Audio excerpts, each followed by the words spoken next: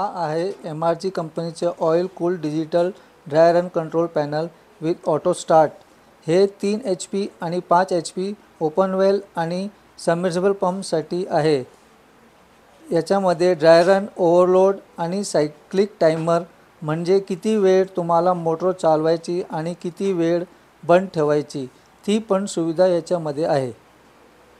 आता आपण बघूया हे कनेक्शन कसं जोडावे।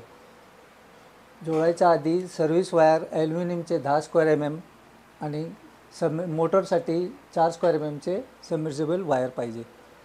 कनेक्शन फेज इकडे, न्यूट्रल आणि मोटरची RYB स्टिकर प्रमाणे कनेक्शन प्रमाणे जोडून घ्या। आणि कनेक्शन चालू करण्याच्या आधी ऑइलचा लेवल इथपर्यंत पाहिजे। मार्किंग प्रमाणे जिथपर्यंत मार्किंग आहे तिथपर्यंत ऑइल टाकून घेणे। पहिले ऑइल टाकायची पद्धत, ऑइल टाकायला तुम्हाला हे बॉक्स खाली घेऊन लेवलच्या मार्किंग प्रमाणे ऑइल टाका आणि परत जोडून घ्या, लावून घ्या। कनेक्शन जोडून झाल्यानंतर फ्यूज लावा। पहिले मॅन्युअल मध्ये ऑन करून बघा। ऑन झालंय की ड्राय रन सेट बटन दाबून सेट करून घ्या, करंट सेट करून घ्या।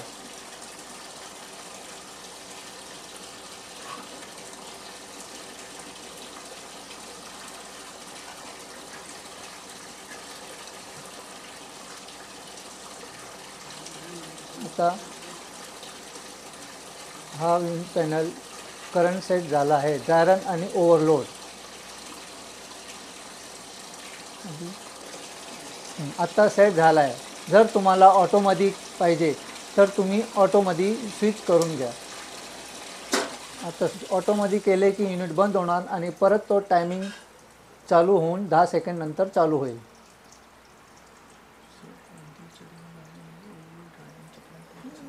बोल दे ना।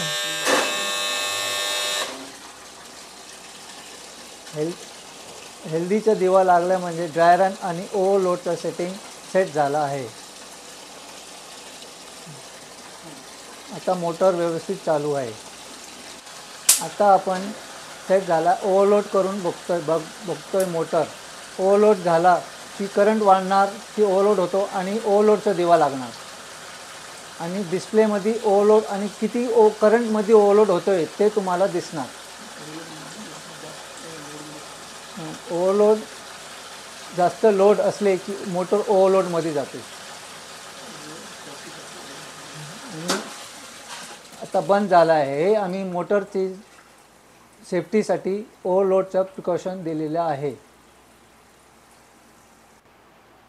आता परत चालू करण्यासाठी तुम्हाला लाल बटन दाबून रिसेट करायला लागेल। हे रिसेट झाला आहे आणि रिसेट झाल्यानंतर परत तो टायमिंगमध्ये येईल आणि 10 सेकंडमध्ये मोटर चालू होईल।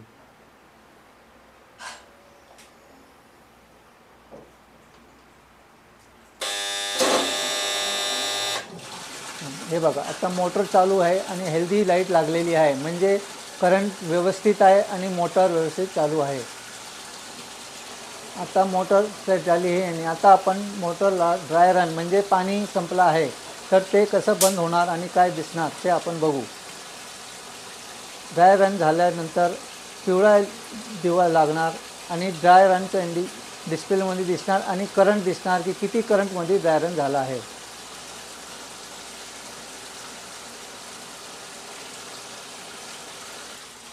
आता ड्राय रन बंद झाला आहे। मोटर ड्राय रननी बंद झालेली आहे।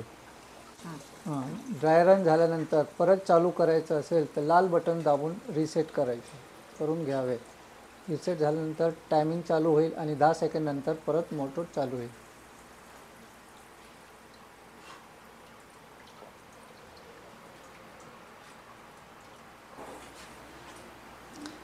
आता आपण बघूया सायक्लिक टायमरचं ऑन टाइम आणि ऑफ टाइम कसं सेटिंग करायचं।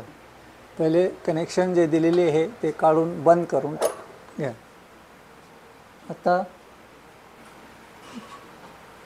आता DR सेट बटन दाबून कनेक्शन जोडून द्या। सेटचा येईल।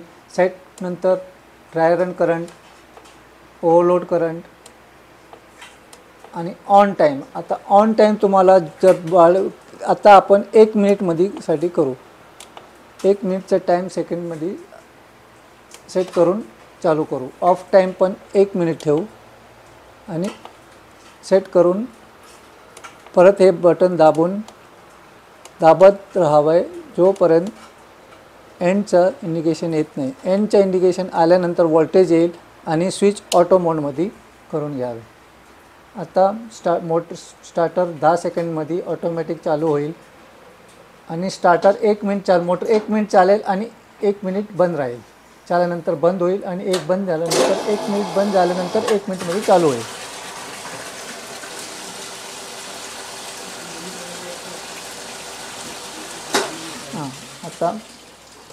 आता मोटर बंद झाली आहे आणि ऑफ टाईम चालू झाला आहे. आता ऑफ टाईम 1 मिनिटसाठी आपण सेट केल्यासाठी नंतर हे आता 1 मिनिट नंतर परत चालू होईल. असा हे क्रम चालू राहणार जोपर्यंत आहे. 1 मिनिट चालू आणि 1 मिनिट बंद राहील. आता ऑफ टाईम संपलेला आहे आणि परत मिनिट टायमिंगमध्ये जाऊन परत ऑन झाला आहे आणि हा परत 1 मिनिट चालू राहील आणि परत 1 मिनिट नंतर बंद होईल.